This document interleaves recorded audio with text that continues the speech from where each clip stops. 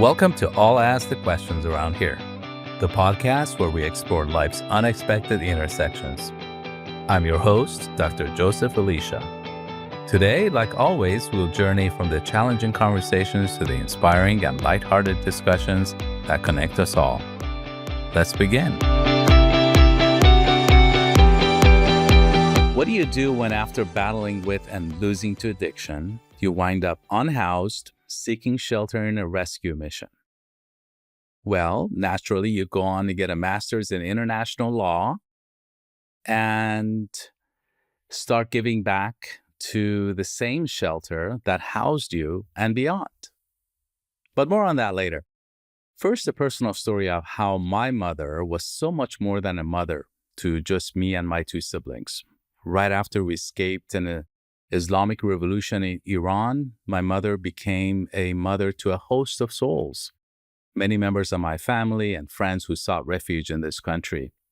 She housed them, fed them until they were able to stand on their own, build their own lives. And at her funeral, numerous people came up to me and my siblings and described our mom as our mother, meaning their collective mother. My next guest, Anyse Smith, a longtime Palm Desert resident, is an educator, public interest attorney, community service advocate with a lived experience that makes her voice impossible to ignore. With a bachelor's degree in international affairs from George Washington University and a master's in international law from the Paris Sorbonne University in Abu Dhabi, Anyse's academic credentials are impressive, without a doubt. But it's her personal journey that sets her apart. Once unhoused and in the throes of addiction, Anyse fought her way back with a fierce determination that now fuels her work across the Coachella Valley. She's a powerful presence in the local recovery community and mentors adults facing the very same challenges that she once knew intimately. She previously served as housing program manager at Coachella Valley Rescue Mission and as the regional homelessness provider at CVRM, leading programs that delivered outreach, shelter, housing services across the region. Today, she's a staff attorney at Starting Over in Riverside and teaches legal writing as a professor at her alma mater law school. She serves on the board of governance for the Riverside County, and I could go on and on and on. Anyse, welcome. It is a pleasure to have you on my show. Thank you. It is an honor to be here. Anyse, can you tell me where you're from? Well, I'm a California girl. So I was born in San Francisco. My parents came to Southern California in 1986. They moved to the Temecula Valley area, and that's where I was raised, Marietta, Temecula, Wildomar area, and where I grew up. Got it. And when did you come to the Palm Springs area? Or did you? I did. Originally I came to the Palm Springs area sometime in 2012. I did not stay long though, because I think as we're going to get into, this was during a period of time where I was experiencing significant alcohol and drug addiction, fully in the throes of that. And so I did not stay in Palm Springs for long. But when I came back to the desert, it was August 26th, 2013. Okay. And that's when I came actually to the city of Indio. And that was the first day where I became a resident at the Coachella Valley Rescue Mission. When did you get into substance abuse, and how? Can you tell me a little bit about that experience? Yeah, absolutely. I would say it was years in the making, is what I would say. I had always probably, and definitely since college, definitely since college, been drinking more heavily. Not a lot of drug use at that point, just marijuana here and there. But I still managed to, finish college. And I had actually gotten my master's degree before coming to the Coachella Valley. And so I didn't believe that I had an issue. I wasn't aware. I had no experience. personally with drug or alcohol addiction. My understanding of it was very much like, oh, well, if you're an alcoholic, then you're sitting in front of the liquor store with a brown paper bag and Right. all that type of thing. And so I had no working understanding. And of course, years later, when I looked back, I thought, wow, it had been an issue for some time. And I think a lot of that coincided with early losses in life. My mother passed away when I was 16 from breast cancer, and a series of events that, instead of, again, looking back on it, instead of probably getting the help that I needed to deal with everything I was dealing with, I chose to avoid all of that and just proceed to achieve things Mm-hmm. and go to school and, pour myself fully into just doing all the things that I thought would distract me and allow me to think, okay, I'm fine because, well, I finished this thing. I set this goal, I accomplished this goal, and so I'm fine. And I continued like that for many years, actually, until everything finally caught up with me. And Mm-hmm. that's where, later, after consuming a lot of alcohol on a very regular basis, eventually drugs were introduced into that mix, mostly in a party setting, I would say. But then it became more than just a party setting. It would become during, daytime hours, or gosh, I have to find a way to stay awake because I stayed Mm-hmm. out all night the night before, but I have something very important to do. And so it Right. really started to impact my ability to function, Right. to hold a job, to be a good employee, to be a good friend, to be a good daughter. It started impacting all of those things. But even then, because of my lack of knowledge, I didn't know what was wrong. I knew it wasn't right, but I thought, well, as long as I keep achieving things, if I keep, getting degrees and doing what's expected of me, then, eventually this might just go away. But it did not. It got worse. So I'm assuming you had a close relationship with your mom. I did. I had a close relationship with my mother, and today I have a very close relationship with my father. And that's a kind of a tragic loss to experience at the age of 16. So was resorting to overachieving, would that be considered like a way of just kind of shelving these feelings that you had not properly dealt with, grief? Yeah, I would say so. And I think dealing with grief, especially, I mean, and that could be I guess, a deeper conversation, Of but course. dealing with grief, right, in our society, and depending on, what culture and what community you're a part of, Hmm. the way in which we manage grief and how we talk about those who have passed can vary quite significantly. But I know in my case, it wasn't that I didn't have necessarily the resources available. I just did not want to, at that time, engage with them. Of And I course. think it was because I thought that I could die from a broken heart, right? If you go down that road, how can you ever recover? And it was only many years later that I learned that the path to healing is actually straight through. It's not Yes. around, it's not the right, it's actually straight Right. through it. And it took me working with people who had the patience and the compassion to understand what I was going through, and how that had impacted many of the decisions that I made, that I needed to learn that for myself before I could go on that journey. Right. And the process, and I've heard this kind of variously described as addiction as a way of self medication and self soothing, Mhm. and with whatever that's on your plate, right? But that process eventually drove you to a point where you found yourself without a home. Yes. Can you Mhm. unpack that a little bit?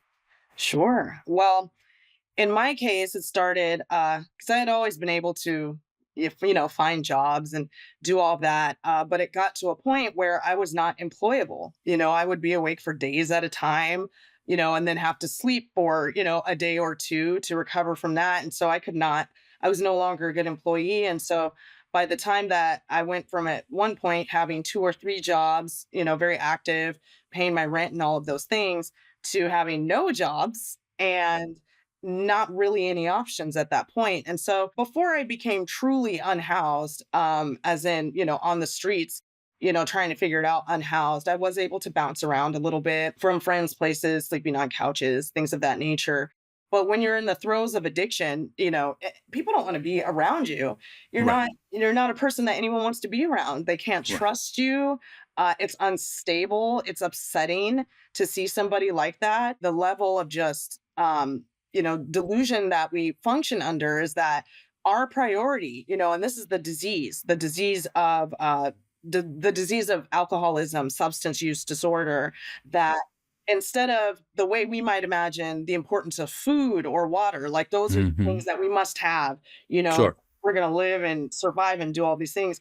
It becomes about that thing, whether it be that alcohol or that drug, because our brains have been entirely rewired to place that and as the priority.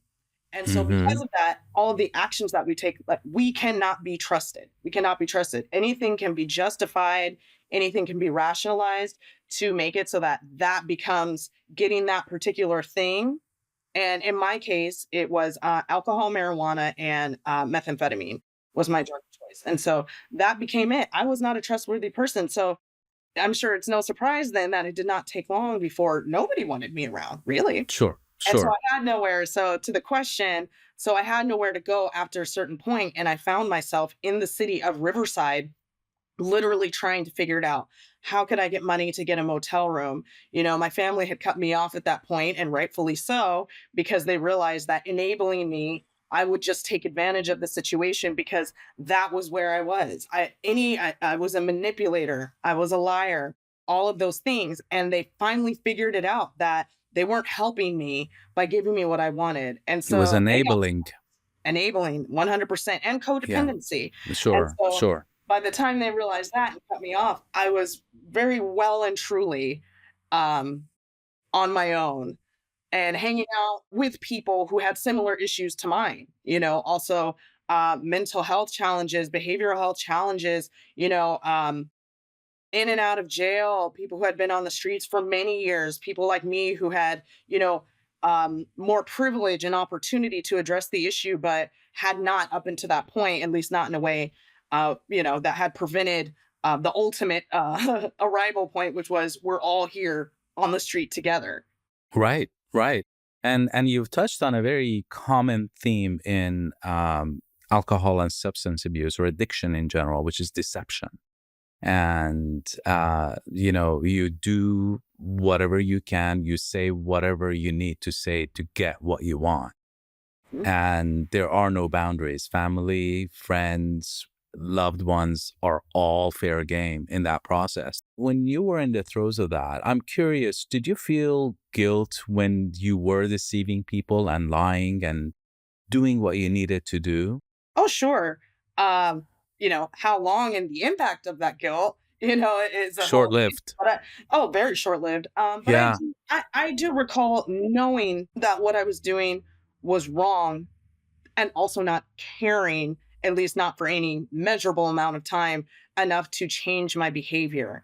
And it was also something that I couldn't understand about myself because, and I know even a lot of families, because addiction, alcoholism is a family disease, right? It's not just that Yes. individual, it encompasses the entire family. And so when you look at that dynamic, and when I work with families today and say, I can't believe that this person would do that, this thing, are they a bad person, are they an evil person? And that can take a very long time, even for the alcoholic or addict themselves, to try to reconcile that, Yeah. because it's not that you're a bad person, you're an evil person, but that you're a person with a disease who did bad things in the throes of Yes. that disease. This is true, but it does not make you a bad person. Of And course. while we still draw breath on this earth, there's still an opportunity for redemption. There's still an Yes. opportunity to do good things here.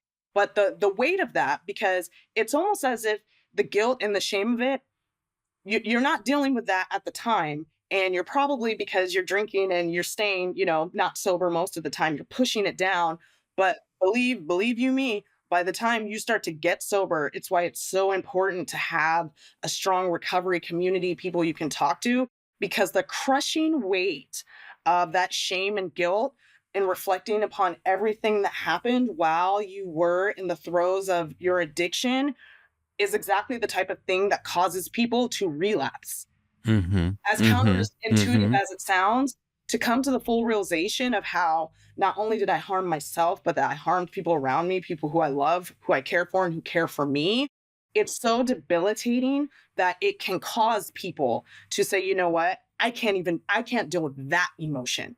Mm-hmm. But I know Mm-hmm. something that will work to make it so that I don't have to deal with my emotions at all. Of course. Mhm. Now, as a physician, I'm curious, what purpose did meth serve for you? What did you get out of methamphetamines? Well, I would say that it's very much a numbing. You don't, the way that you experience the world is entirely different between when you're sober and then when you're on methamphetamine. On methamphetamine, it very much tricks you into believing that you're very sharp, you're very focused, you're awake, right? And so you can get locked in on a particular thing. For example, I had a paper, I remember that was due once. And I thought, ooh. And so I probably sat for 12 hours straight, just because again, as a stimulant, right? Right. It's keeping you just hyper focused on whatever you're working on. And I remember telling myself, like, this is one of the best things I've ever written. I can't believe it.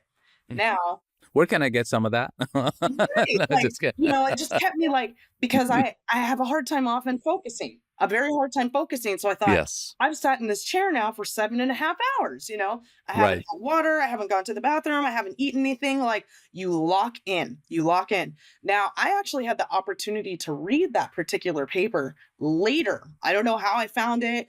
And quite frankly, it was one of the most embarrassing things I'd ever written, and I submitted that paper. And that just speaks to the way that it's the level of delusion, the Sure. level of where we think that we're functioning in a certain way, that we're so, you know, it's making me productive. It's making me, you know, all the things that I'm usually not, you know, I'm awake and I'm talking to people and I'm doing these things. And meth is a little bit different, I would say, from the standpoint of once you get deep into it, you're not really around a lot of people, right? Whereas Sure. with alcohol, especially for, you know, if you have like social anxiety or just general feelings of feeling, you know, like uncomfortable in your own skin, alcohol just makes you the belle of the ball. It makes you the star. You're so funny, Right. you're so engaging, you're out there just living the best life. And you say, you know, I want that. And so you continue and you continue and you continue until it has turned into a physical. Now you must continue. That is such a eloquent way of describing the crowd around you. I guess it can be distilled into, when you're on meth, you have the wrong crowd around you. But Oh, with yes. alcohol, you can be in the midst of very functional people, and you can actually, as you said, you can be the star of the show. Mhm. And a very, very interesting. So, do you have a point in your memory that you would describe as your rock bottom? Oh, yeah. I was at a motel, still there, by the way. I was at a Motel 6 in the city of Riverside, and I had a moment of clarity. And I was just sitting there, and it was just like everything all at once kind of hit me. It was almost like, boop, like my eyes opened for that period of time. And it was just like, look at what you've done. Look at where you are. You have nowhere to go. You have to check out in a few hours. You can't even put together $60, I think it must have been, if not less than that, to book the hotel room another night. You know, you have nothing. Look at what you have done to yourself. And I was just so like it was crushing. And I called my best friend who was living in Atlanta at the time, and I was like, "Ashley, I need you to come get me." So I told her where I was, and God bless her.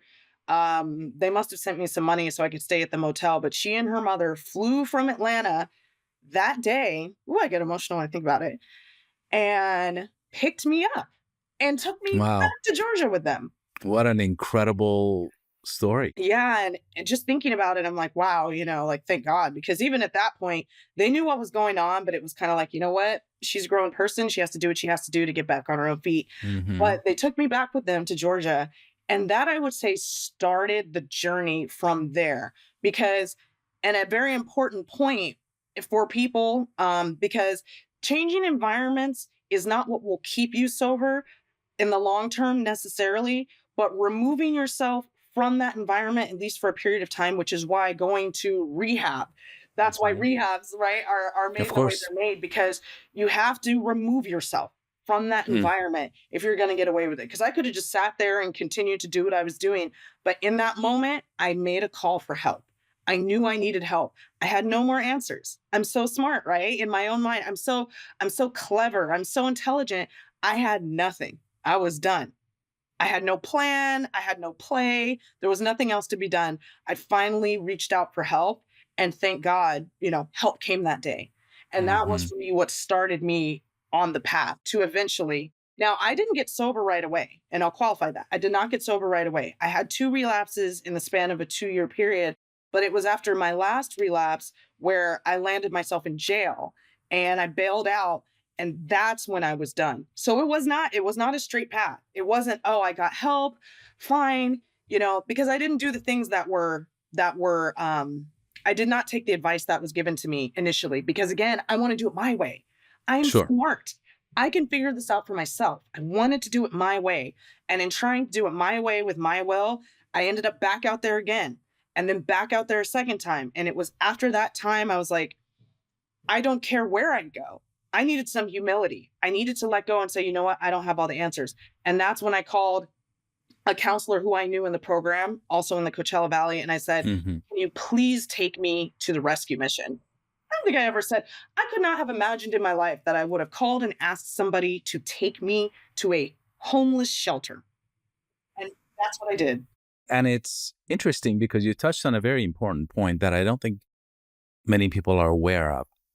Addiction has nothing to do with your IQ, as evidenced by the fact that there are plenty of CEOs and prominent people, empire builders, who go to recovery programs, 12-step programs, who are practicing a daily program to stay sober.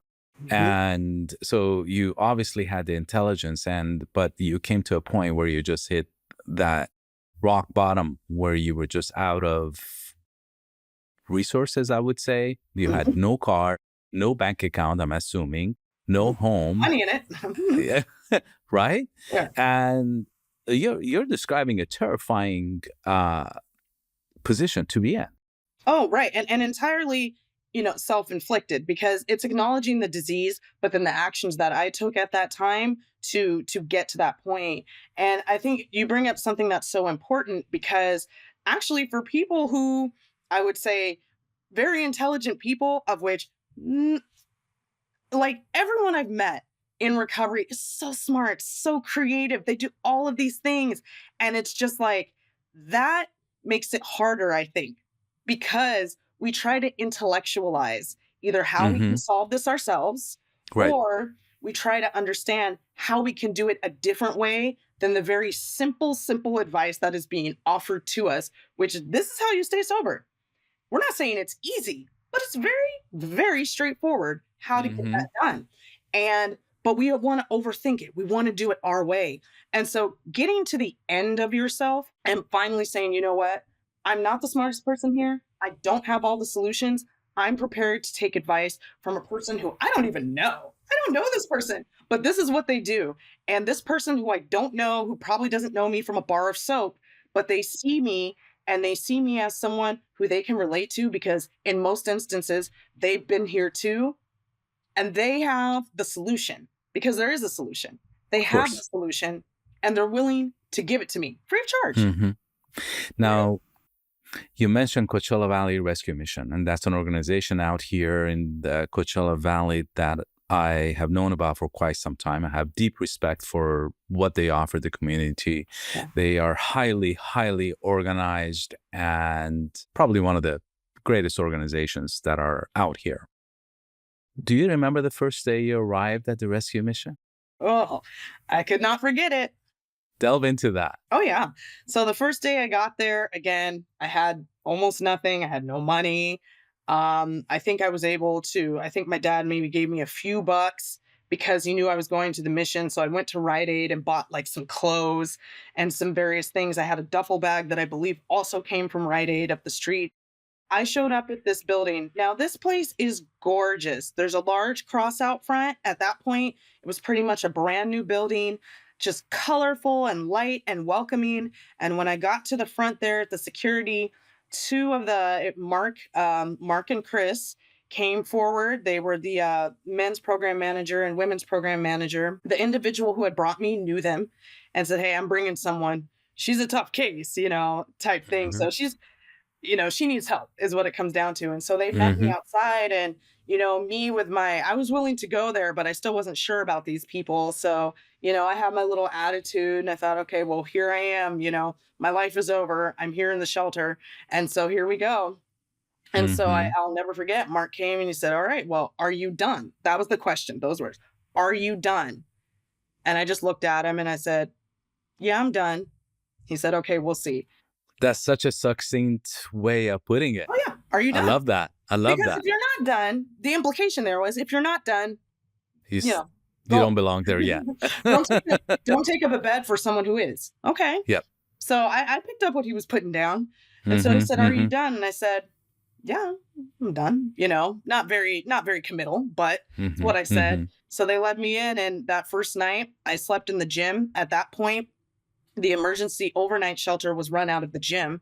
And so would have about 100 people on an average night.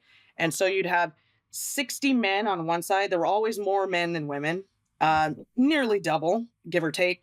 But 60 men on one side, 40 women on the other, a staff person at a table in the middle of the room. And we were all in what were called boats.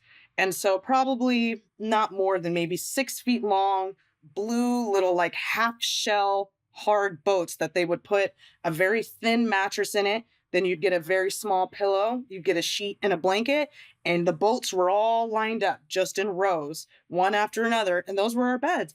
And I remember my first night there, again in a gym, with a basketball court, just like any gym anywhere one would see, with 100 people sleeping in it. And in the middle of the night, I woke up and I looked around and I said, "This is where," to myself, "this is where my best thinking got me. I am on the floor with 100 people in Indio." I didn't know anything about Indio at that point. In Indio, California. "This is where my best thinking got me." And I said, "Well, okay." I was so disappointed in myself. I couldn't believe, because at this point I hadn't been sober, for more than 24 hours, right? And so my mind was still not entirely clear, but it was clear enough to realize, like, okay, you don't have it all figured out. You don't have the tools to do what you need to do. You don't have anything. So now Time that to you're give here, up. time to give up. And now that you're here with these people, many of whom became very good friends of mine, maybe now you could start on a path to somewhere out of this, because that was hell. What year is this that we're talking about? 2013. 2013. Mhm. How long were you there? 6 months. I 6 was in the months. Gateway program. I was there for 6 months. I transitioned from the overnight emergency shelter to the program. And at that point, they had two programs, a year-long program and then like a 6-month working program. And Mhm. so I chose the 6-month program and I stayed there. And to this day, being at the rescue mission was probably one of the best things that has ever happened to me in my life.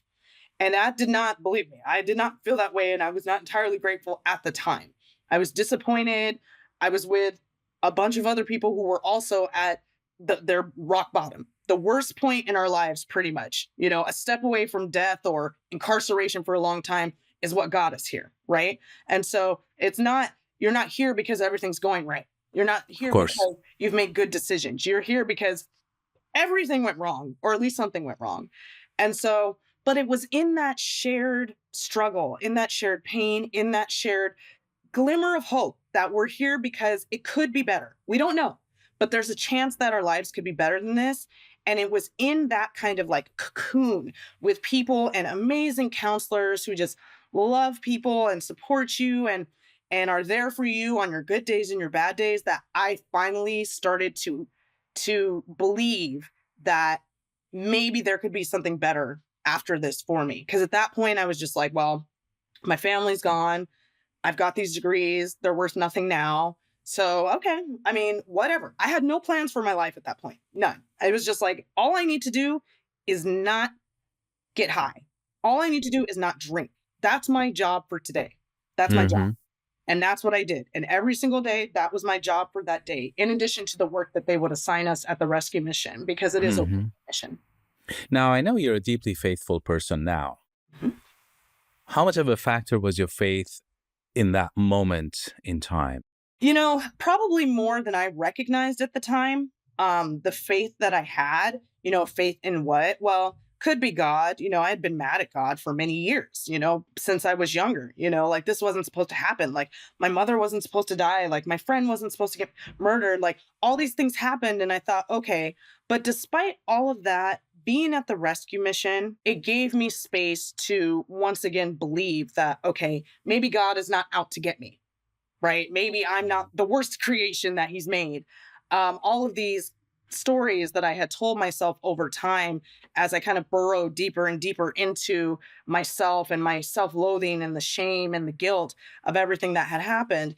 And so I would say at that point, my faith was a one day, sometimes moment to moment, hour to hour type of thing that took a long time to grow to the point where it is now, I would say. Hmm. But looking back on it, I do believe that it was for me very much God at work in my life, Sure. because what else could it have been?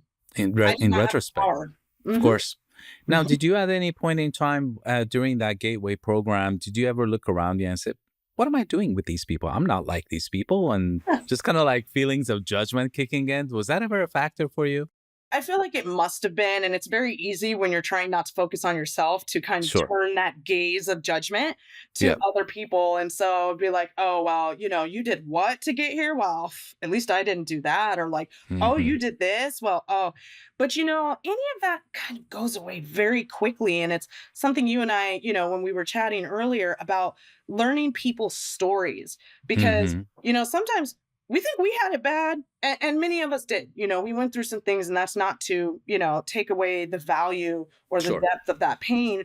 But some of the stories that you will hear from people, I just, you look at them and it's like, my God, the fact that you're still here, the fact that you're still here, that you're able to get up in the morning and even smile and make friends and engage with this process is a miracle in and of itself. And that's why I think that's part of, I would say, what the success is and the impact that the rescue mission has, is because the people there, we truly get to learn one another, and understand, and that every single person has been through something that Hmm. impacted them so greatly that who am I to look at you with an eye of judgment when, I've been through my own thing. I just got out of jail, but I'm going to sit here and look at you as if something's wrong with you, right? And so I think that whatever space there was for that very quickly went away. Makes me think of this analogy that I think about from time to time that, in a sense, we're all broken, but Mhm. some of us seem to find out earlier on where those fracture lines are. Mhm. And some of us are unfortunate enough to not recognize them or maybe live in denial of them. Sure. Isn't that true?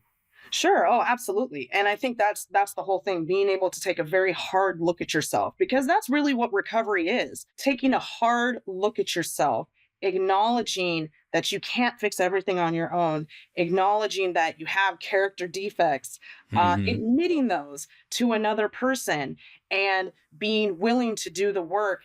And then once you've gotten there, being then willing to share your experience, strength, and hope with another person. I mean, that's what it's all about. And I mentioned earlier how simple and straightforward it is, but the journey to get there, I mean, it's getting sober. I mean, I guess one could say I've done a lot in my life, but getting sober is my greatest accomplishment, I'll say. And the reason for that is because I have never worked harder for anything in my life.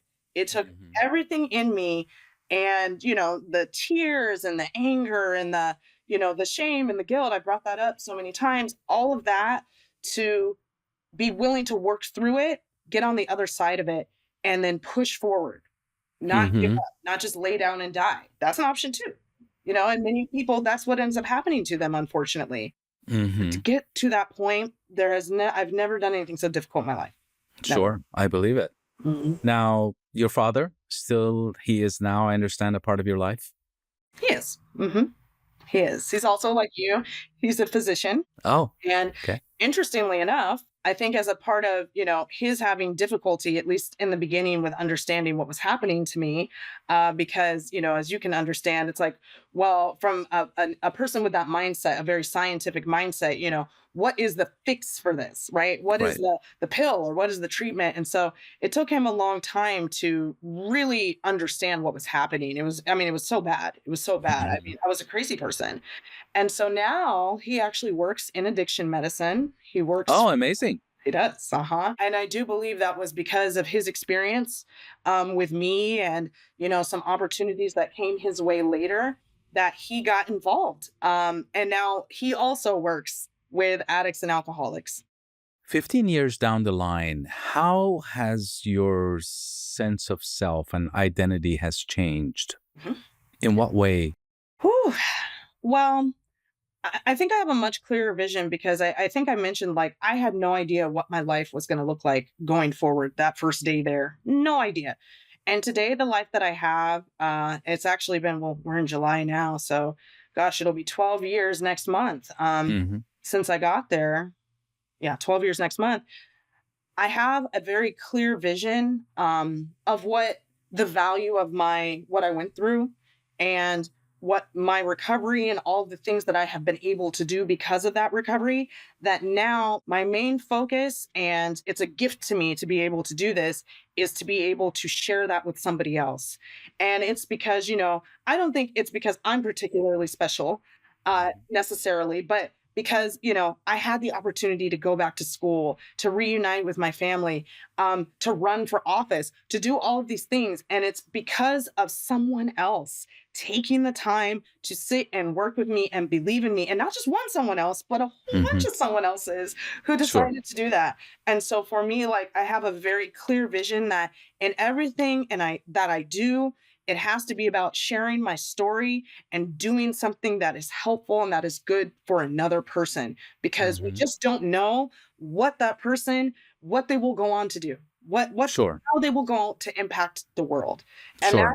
that is the clear vision I have now for my life and what it is that I'm supposed to be doing, which is to help somebody else.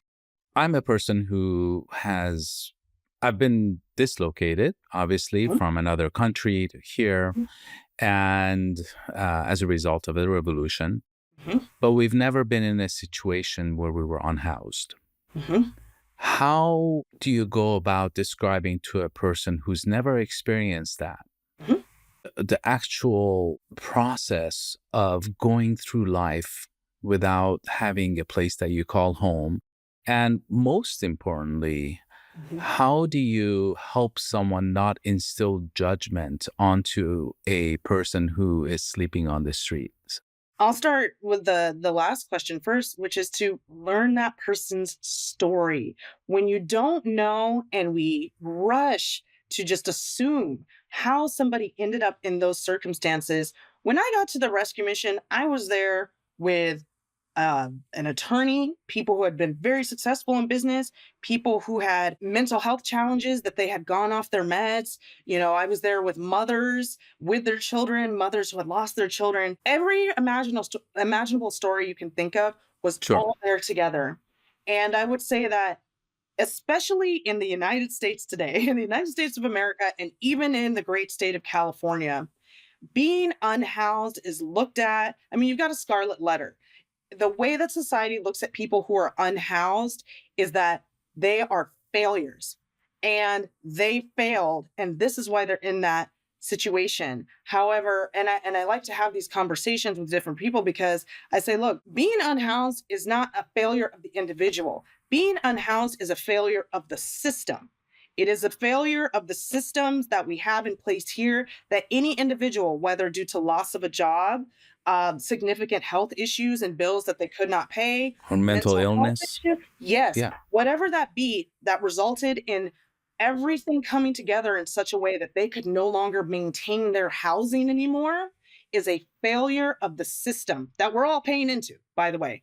And so when we look at it, that judgment, it's hard to judge a person once you sit down and you either share a meal with them or just ask them, what's your name? What's your story? I do that all the time. It's one of the things that I find so important when I go around Palm Desert. whether I'm at Walgreens or Panda Express or wherever I'm going. If I see an unhoused person, I walk up to them and I introduce myself. Hi, my name is Anyse. Do you mind if I just talk to you for a second? What's your name? And I talk to them like they're a human being.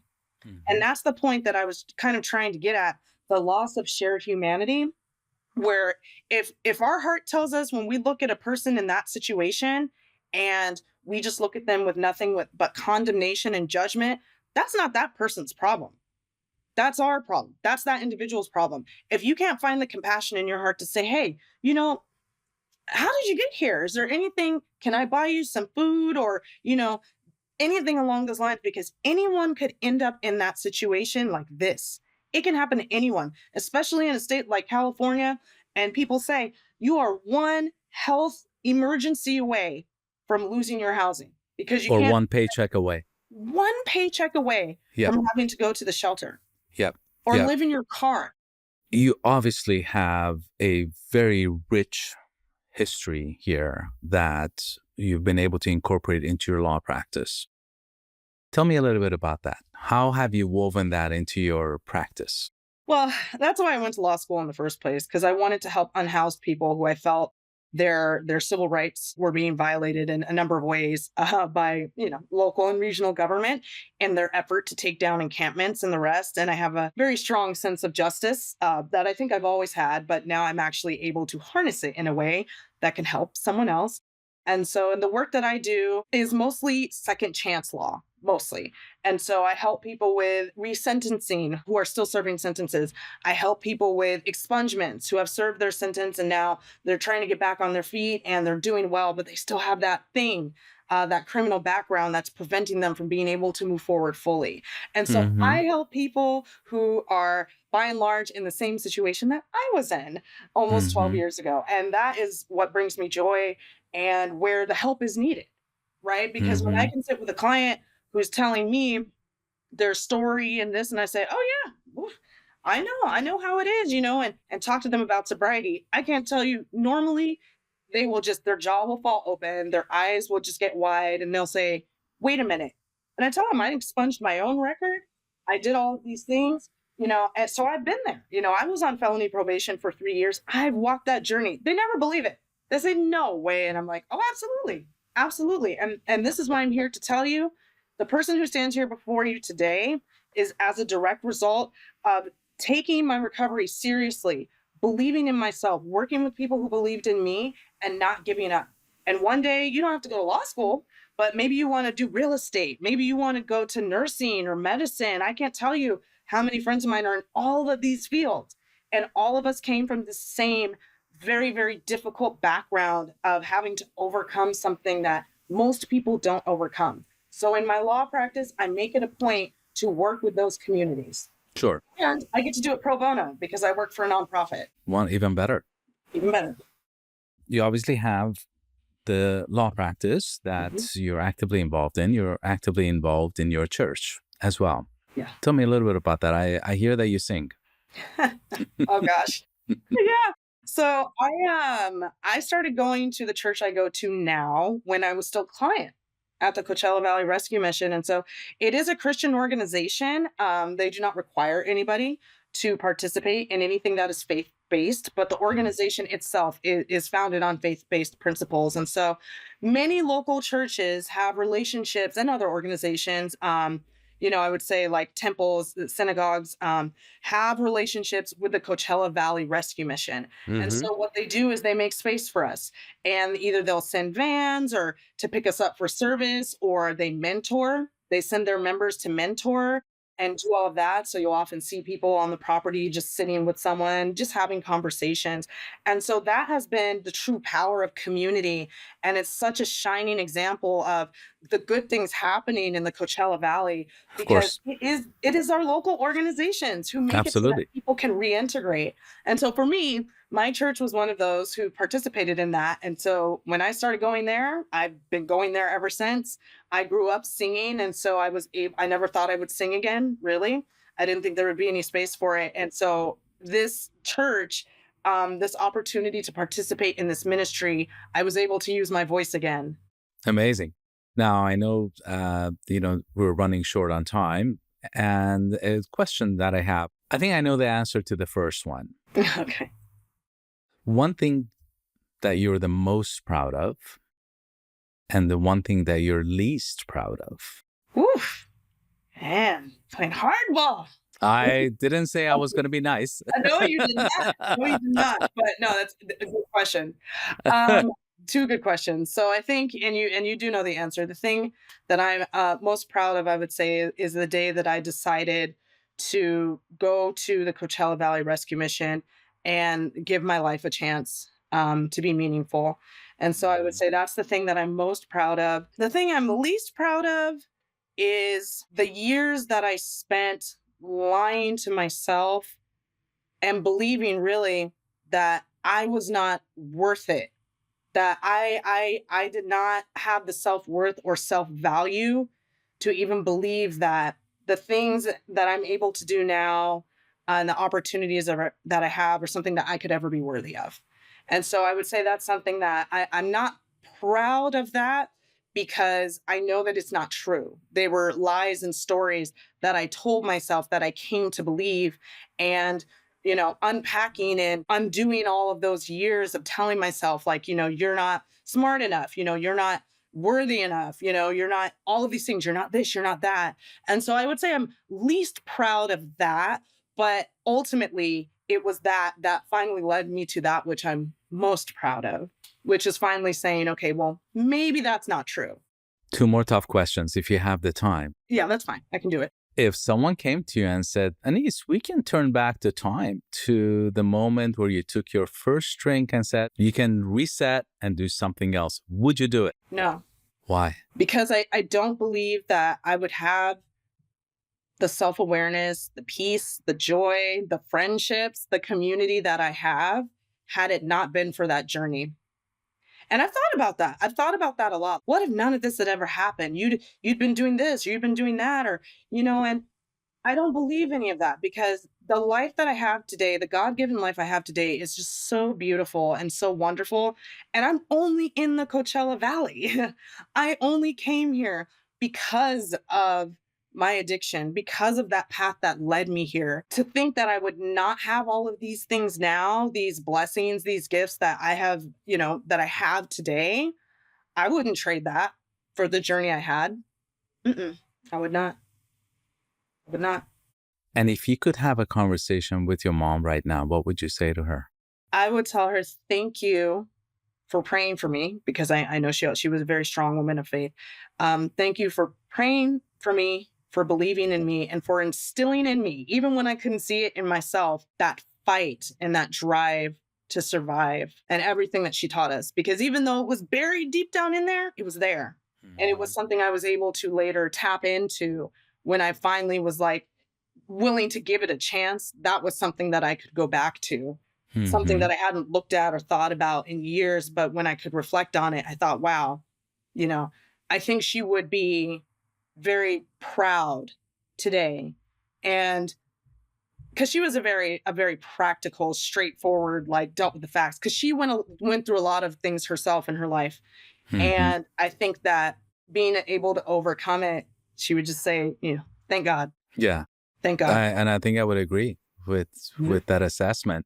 Now, I haven't lost sight of the fact that you said you're running for office. I'd like to know what you're running for. I did run for office. I'm not currently running for office, but I ran for Palm Desert City Council last year for District 3. I came in second place. I lost Nice. Thank you. I think I lost by about, don't quote me, it was like 257 votes, maybe, somewhere in that range. And so I came really, really close, and it was an amazing experience. And I was very grateful for it because at one point, again, my mind started to tell me, well, you can't run for office. People are going to find out, they're going to see your background and think you're unqualified. And it took a lot of work for me to realize, because of my background, that's why I should run for office. We need more people in office who have a real life experience that they're willing to share, that connects with the community. Who live and breathe the community. Yes. Yes, because it's not all roses, it's not all flowers and roses out there for everybody all the time. And that was a conversation I had. Well, I'm going to encourage you to run again because you're going to have at least one more vote next time. Well, thank you. Thank you. If I do run again, you will definitely get a call from me. So don't worry. Absolutely. Anyse, I had like a whole list of questions to ask you, but I thought our conversations was so fluid, organic, and you were so vulnerable and real and authentic. And I love that. And those are all the elements of a great conversation. I would love to have you back. I know our time Sure. was short this time, but I Mhm. do want to have you back for at least another hour just to do a deeper dive into some of this. I'm sure I'll come up with a lot tougher questions than I hit you at this time. Oh, I'll be ready for you. I'll be ready for you. I got to stay on So my feet. I'm honored to know you. No, Thank thank you. you for sharing so Likewise. much about your life, and what a beautiful story. Well, thank you for caring to ask and to make this space to have these conversations. I enjoyed this thoroughly, and I hope it is helpful for somebody. I know it will be because I get feedback, Mhm. and so I will share this with you. Thank you so much. Thank you, Anyse. Have a beautiful day. Okay, thank you. You too. Bye-bye. Bye-bye. That brings us to the end of another episode of All Ask the Questions Around Here. I'm Dr. Elisha, and I hope today's conversation gave you something to reflect on and perhaps something to smile about. If you enjoy what you heard, please subscribe wherever you get your podcasts and join us next week for another journey through life's complexities and comforts.